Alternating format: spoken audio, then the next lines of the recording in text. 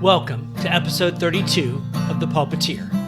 I'm your host, Eric Hepburn, and I'm glad to have you join us for today's episode. Today's podcast is entitled, Engage with the World. This week is a live recording. It is inspired by and named for Chapter 5 of our congregational read for this year, Prentis Hemphill's book, What It Takes to Heal, How Transforming Ourselves Can Change the World. If you, as a podcast listener, would like to read along, we'd sure love the company. Our plan is to do a chapter a month, usually on the third Sunday of each month, with the podcast coming out the following week.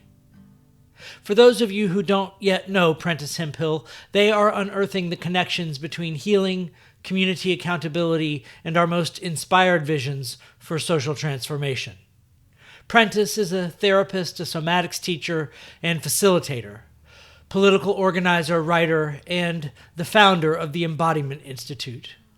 They self-identify in the book as a queer, black, non-binary woman. We'll begin with a reading from Prentis's book, delivered by Joelle Cruz. I invite you into a place of deeper stillness and reflection. We get remade as we remake the world.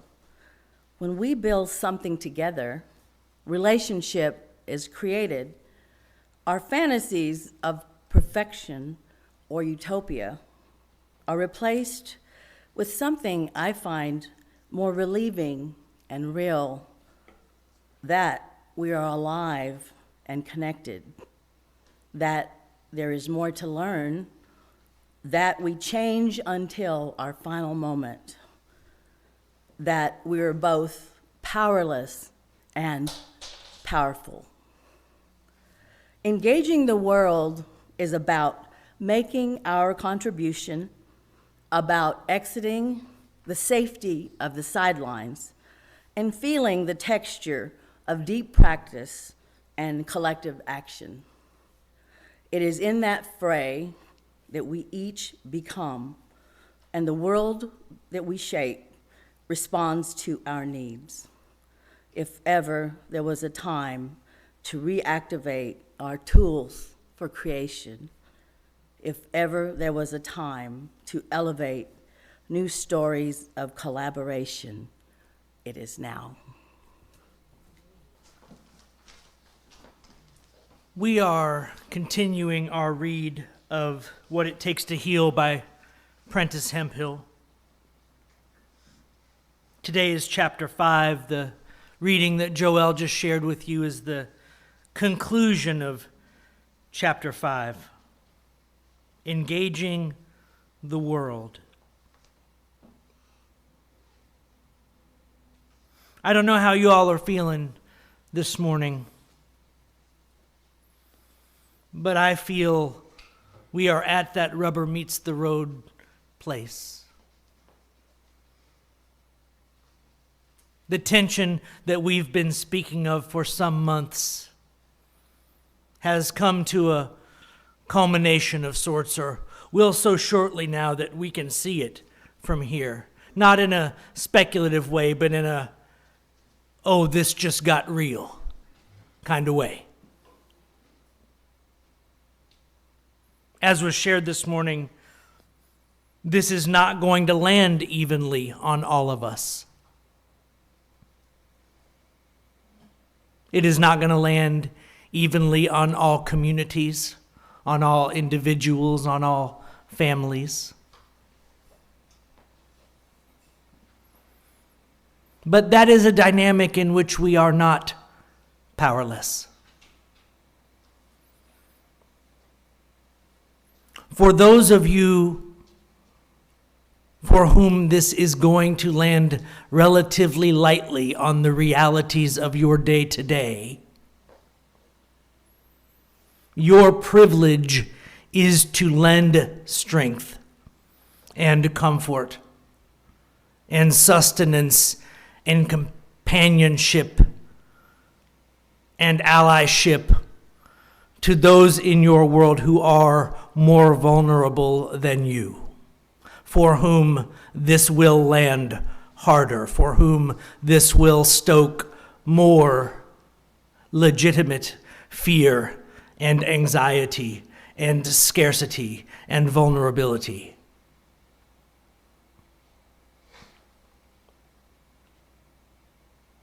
I too am proud that tonight this room will be filled with cots and not chairs. That is engaging the world in a way that turns our rhetoric into action. And it is a good thing.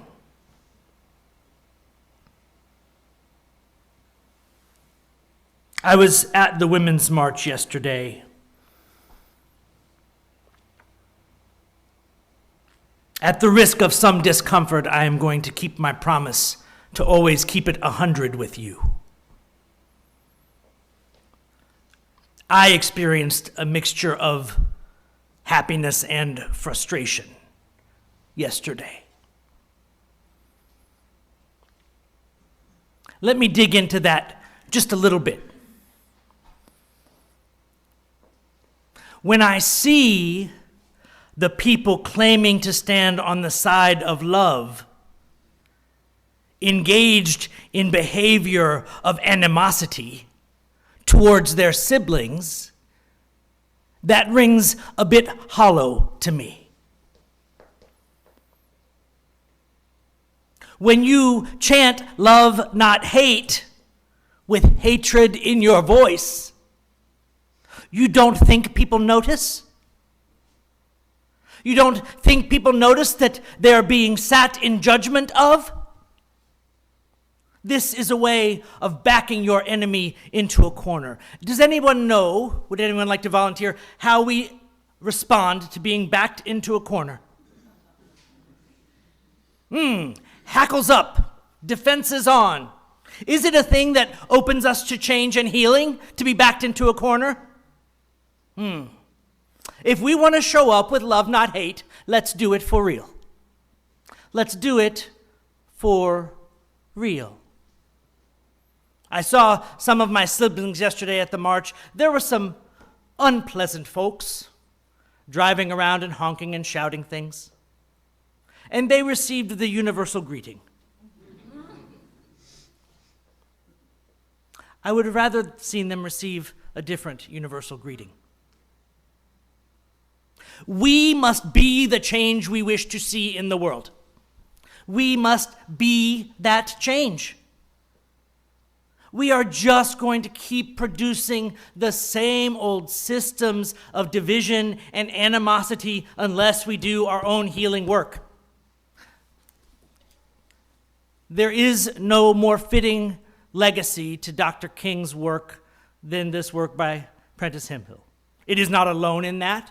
There are many books and authors and speakers who are following in the deepest footsteps left by the legacies of those who came to teach us love and compassion and transformation and the power of community. I want us to tread in those deeper footsteps. I want us to be a transformative force because we show up with love and with compassion. But you have to get out of your head at least a little bit to do that. You have to let go of the idea that your rightness, that your righteousness is an entitlement to sit in judgment of the struggles of others. And that is a hard thing to do. That is a devastatingly hard thing to do. That same discriminating mind that helps us grow up when we are young becomes a disservice in midlife and an absolute hamper to the evolution of true elderhood in a community. J. Krishnamurti said that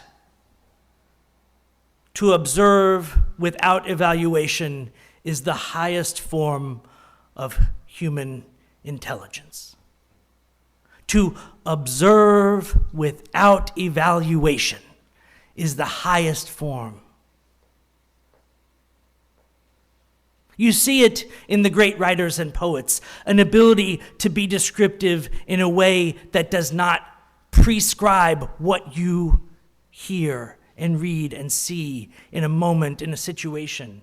It just paints a beautiful picture of what is, without an overlay of good, bad, evil, okay, not okay.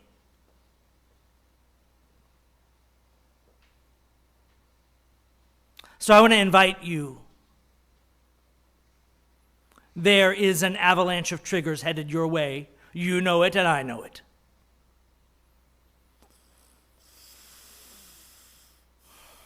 There will be the acting out of many intergenerational traumas happening over the next few weeks. People will hurt each other.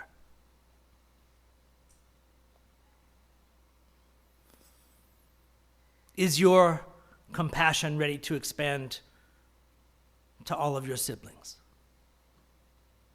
That is your challenge. It's not false equivocation. It's not there's good people on both sides. It's the deeper realization there are no sides. There is just struggle. There are no sides. There is just struggle. So are you offering help or hindrance to your siblings, no matter who they are?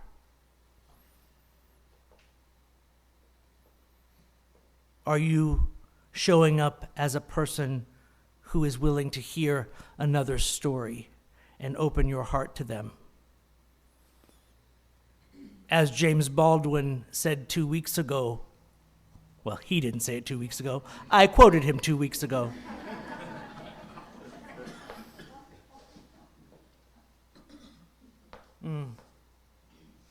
I just had a deep and sad feeling, oh, I wish James were here. I would love to sit down and let James tell me about it. But I think he would tell you the same thing that I'm trying to tell you. We don't put love at the center because it's cute. Although it is. The paintings of flowers and atoms with love at the center are terribly cute. You saw them in your messenger this week. Terribly cute. But that's not why we do it. At the deepest level, we know, deep in our own hearts, that the love is the only source of healing for us. It is the only guide to a future worth handing to our progeny. But letting go of the fear and the hatred and the animosity and the judgment,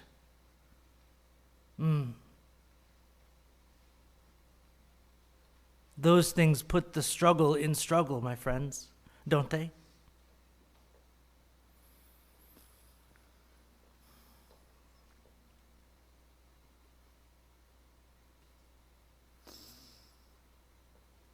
I won't be there with you sometimes. There will be days when you will be driving in your car and you will hear something on the radio. And it will trigger you. And you will be angry. If you let yourself, you will grieve. You may scream at the heavens in outrage, and justifiably so. And I'm sorry that it's not possible for me to be in the passenger seat of your car, to extend my hand and hold your hand in that moment, in a physical way.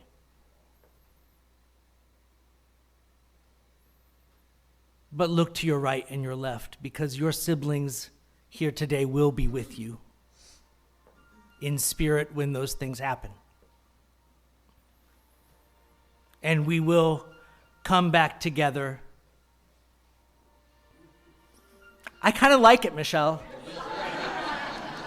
I'm like, I don't know where the ethereal music is coming from, but whew, it was getting a little dark in here. Thank you.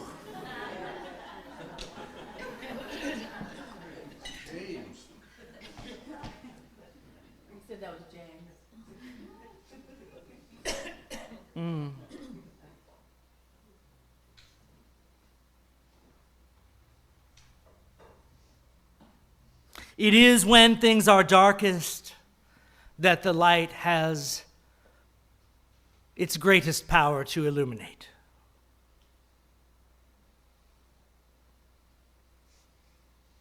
That doesn't make me pray for darkness, but it does make me grateful for the light.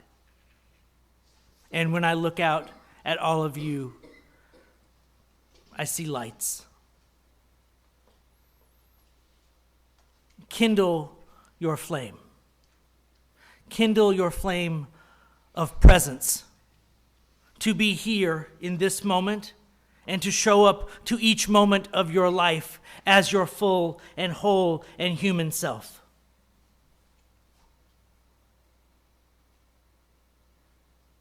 If you practice this, you can find the reservoirs of compassion that some days feel unreachable.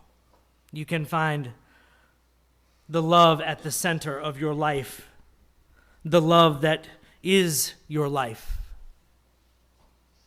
when you need it, when the moments are hard. Because I won't be with you sitting on your couch when they interrupt with the latest news story. But I will be with you in spirit. But not just me, friends. We will be with each other in those moments. So do not tell yourself the lie in those moments that you are alone in this. It is one of the most toxic and prevalent lies that is a problem in our culture. This lie of aloneness. But to be together is not without effort. You must open yourselves to each other to share that light with one another.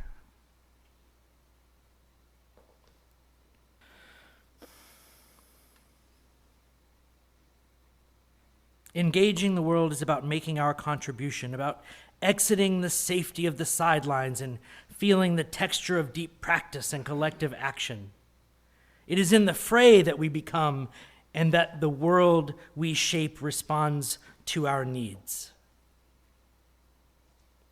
If ever there was a time to reactivate our tools for creation, if ever there was a time to elevate new stories of collaboration, it is now.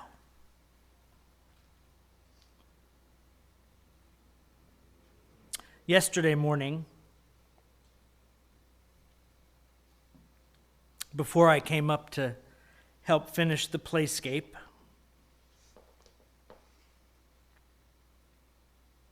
I went to my therapist and we did a ceremony, and I asked for guidance in this moment. And I wanted to share with you an evolution on a message that I've been delivering with some consistency for the past several months. I've been talking about finding the narrow path. The narrow path that you find when you put love at the center, when you put compassion at the center. And it is a hard path to find when you are wandering in the wilderness of anxiety and mass media and all of it.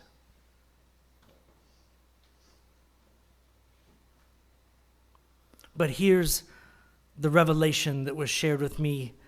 It doesn't stay narrow. The visual I got was like the yellow brick road from The Wizard of Oz. The closer you get to the Emerald City, the more broad the boulevard becomes. There are neighbors on their stoop waiting to greet you on that path. It is a wide boulevard. You can wander hither and yon. Visit the merchant stalls. Stop and get a tarot reading. Whatever suits your fancy is there along the road. I know some of you have felt when I've delivered this message that I was inviting you to a bushwhacking, that you were entering a dark jungle where every step would be muck and mire and swinging machetes and stinging insects and wet socks. And I can't promise you that there will not be those moments. There will be. But it is not the entirety of the thing.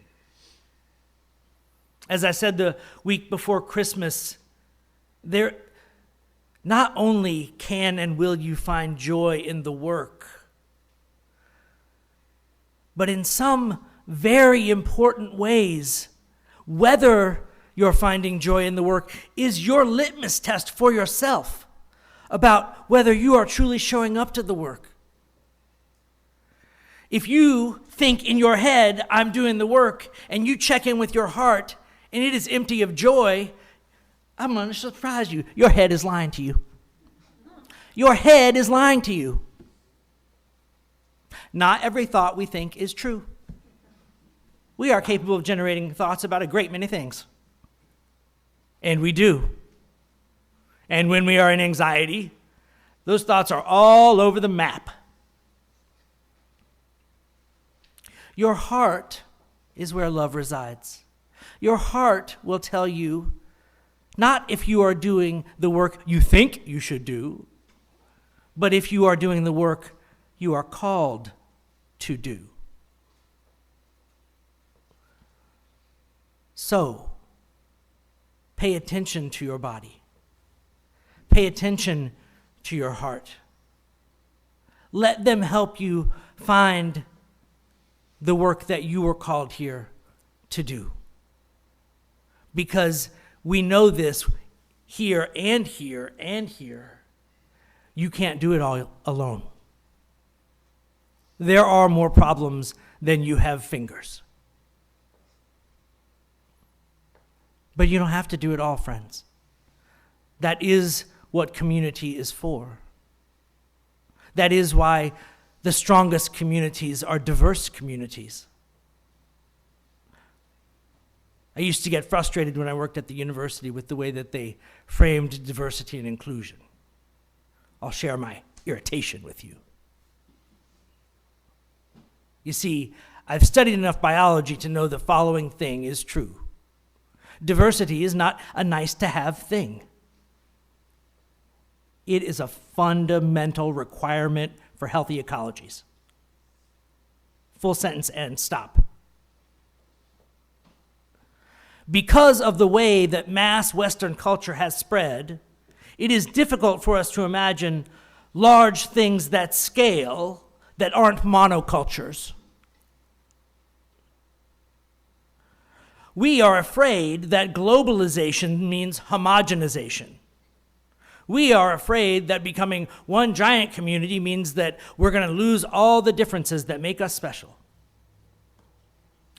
And given our history, that concern is quite understandable. It is quite understandable that much of the unification that we have seen has been as a result of unhealthy homogenization, an attempt to produce a predictable monoculture.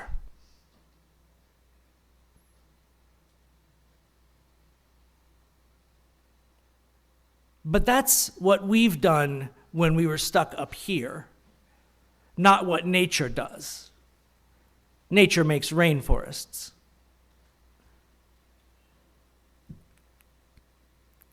So, let us emulate nature. Let us value that we are each beautifully different and amazingly similar. Let us hold the tension of that paradox in our heart as we extend compassion to each other in this room and beyond.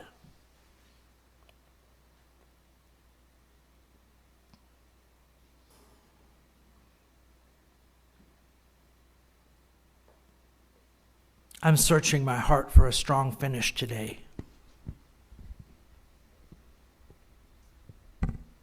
But I think the best I can offer you is that sometimes it's the absence and not the presence that tells you what you need to know.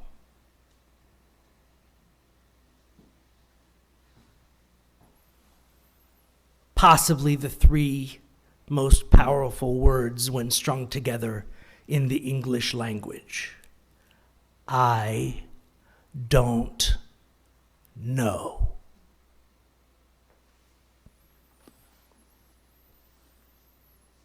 I don't know what's going to happen next week, next month.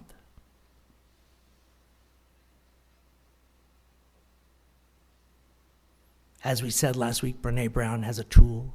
The story I'm telling myself is,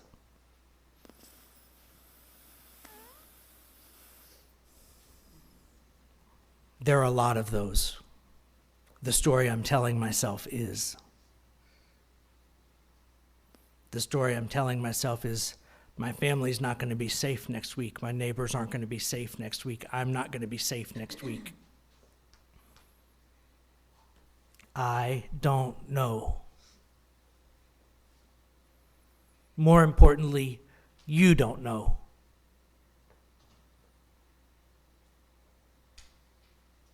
Let us not know together.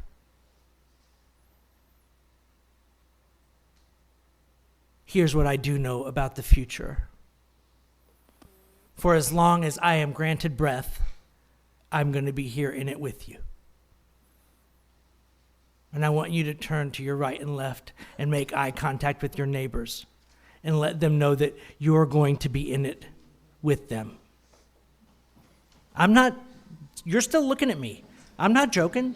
Look at your neighbor and make them a promise with your eyes that you will be in this with them. I understand sometimes I am rhetorical. Now I'm being quite literal.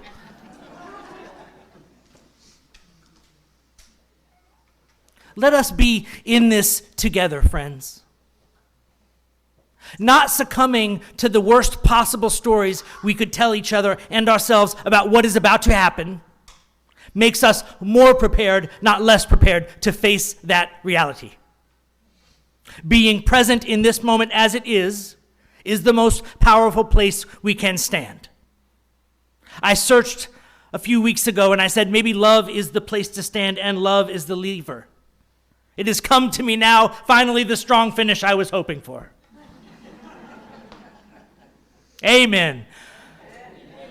What is the place to stand? The present moment is the place to stand.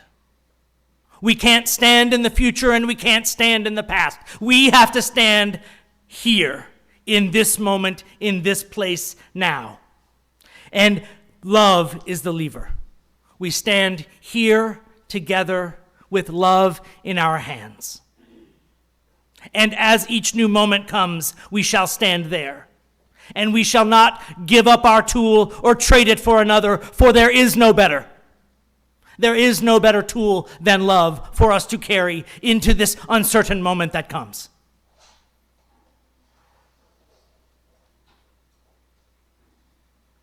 Don't white knuckle your love.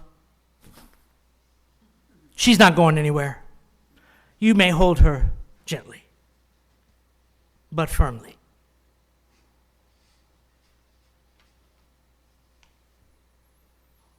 Don't think that you are in command of love, that she is there to do your bidding. Feel her speak to you through your grasp. She will show you where the fulcrums in life are that are open to you, so that your energy and your agency can have meaning in the moment you are in. That is truly all you can do. What is a blessing beyond blessings is that it's all you need to do. If you show up with love in your hand at each moment in your life, it is all that creation and Gaia and God and the love and the universe need from you. It is the path that opens into the broad boulevard of a yellow brick road leading to the Emerald City.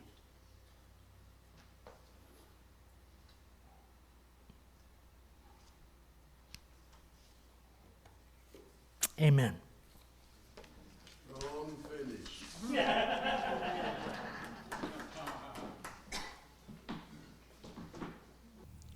Until next time, thank you for joining us on The Pulpiteer. If you enjoyed the podcast, you can help others find it by liking and subscribing. If you're so moved, you can even leave us a review. All reviews will be gratefully received. If you'd like to support the podcast directly, you can make a donation at sangabrieluu.org/give. The Pulpiteer Podcast is a production of the San Gabriel Unitarian Universalist Fellowship of Georgetown, Texas. The podcast is hosted by Spotify, and theme music is by John Faber. Our live recording tech crew is Frank Sanders, Rob Berthold, Keith Hutchinson, and Andrea McDaniel. The podcast is produced and performed by Eric Hepburn.